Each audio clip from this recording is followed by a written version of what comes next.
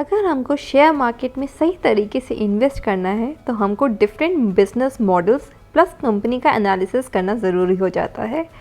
इसमें अगर हम देखें तो हमें सबसे इम्पॉर्टेंट फैक्टर होता है कि क्या कंपेटिटिव एडवांटेजेस एग्जिस्ट करते हैं, या फिर आप अपने कंपेटिटर से या एक कंपेटिटर दूसरे कंपेटिटर से कैसे डिफरेंट होता है। तो ये सब चीज़ें, ये सब पॉइंट्स ऑफ डिफरेंशिएशन हमारी इन्वेस्टमेंट स्ट्रैटेजीज़ के लिए बहुत ज़्यादा इंपॉर्टेंट होते हैं। अगर हम लोग बात करें सेक्टर की या इंडस्ट्री की, तो इसमें काफ़ी अप्स एंड डाउन्स हमको देखने को मिलते हैं।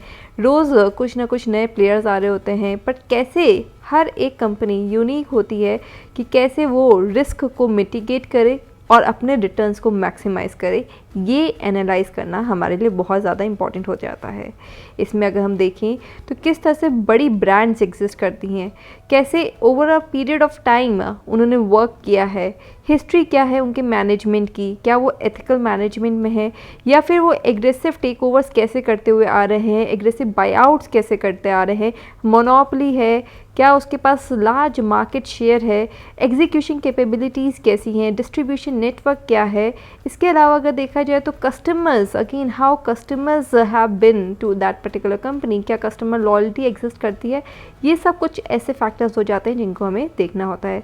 जैसे कि अगर हम ब्रांड की बात करें तो FMCG स्पेस में अगर हम देखें तो कैसे ब्रांड्स बनती हैं एंड उसको कैसे ऐसे एक तरह से दिखाया जाता है कि product sale but brands profit, क्योंकि it is very much correlated. अब जैसे नेस्ले का Maggi is a classic example of brands ruling market for long time and differentiating a company from its peers. बहुत सारे competitors आए, but again अगर आप देखें तो नूडल्स के नाम पे मैगी बनती है, तो ब्रांड कैसे एक तरह से काम कर रही है।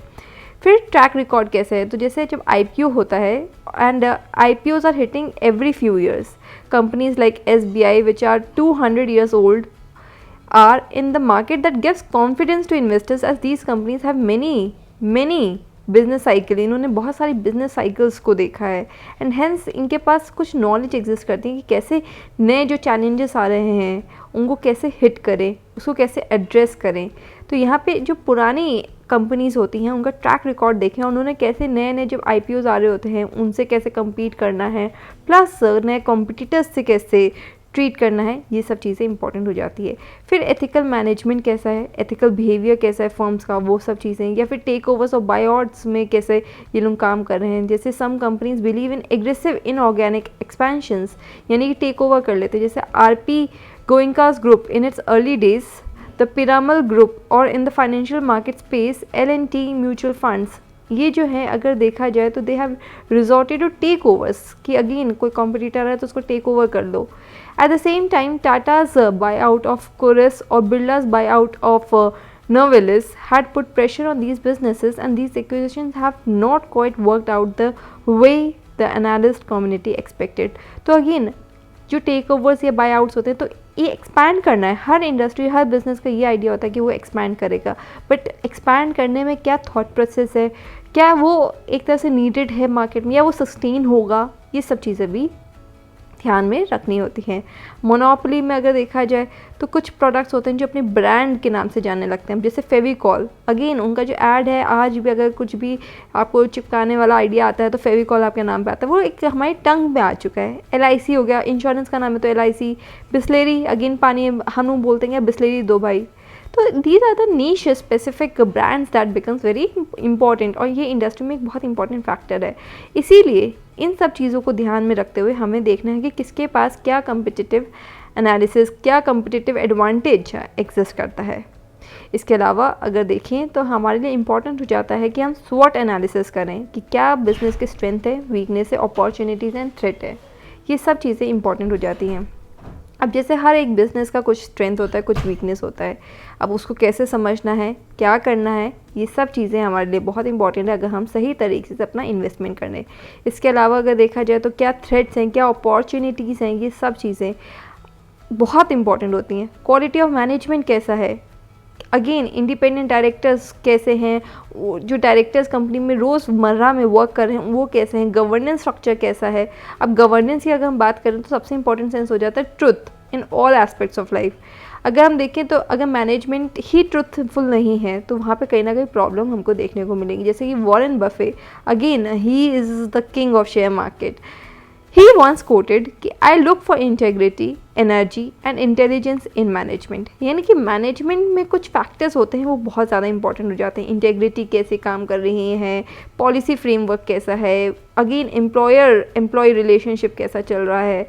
अब जैसे कि ब्रांड अमूल का अगर हम एग्जांपल लें, जो कि एक तरह से अगर मिल्क के कोऑपरेटिव ग्रुप की हम बात करें तो अमूल ही दिमाग में सबसे ज़्यादा हमारे आता है कि अमूल देना भैया, वाली बात होती है।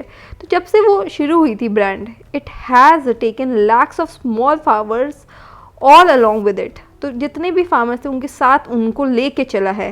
एंड एक तरह से कोऑपरेटिव, हर एक इंडिविजुअल का एक तरह से उस कोऑपरेशन में काम करने का तरीका हो, सही तरह से इन्वॉल्वमेंट हो, उनको भी गेन्स हो जो फार्मर्स आ रहे हैं, ट्रांसपेरेंट तरीके से वर्क हो, ये सब चीज़ें उन्होंने इंश्योर किया है।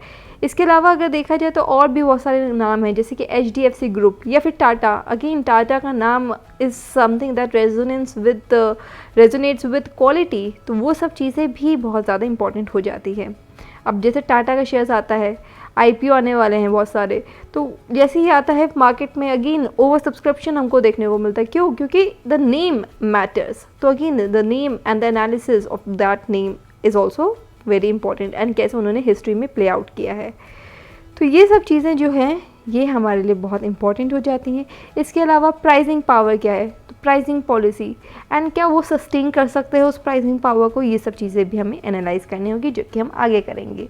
तो प्राइसिंग मॉडल्स क्या होते हैं और उसको किस तरह से एनालाइज करना है, अगर ये जानना है तो please stay tuned for more such videos on fundamental analysis as well as technical analysis at Munafa Mela.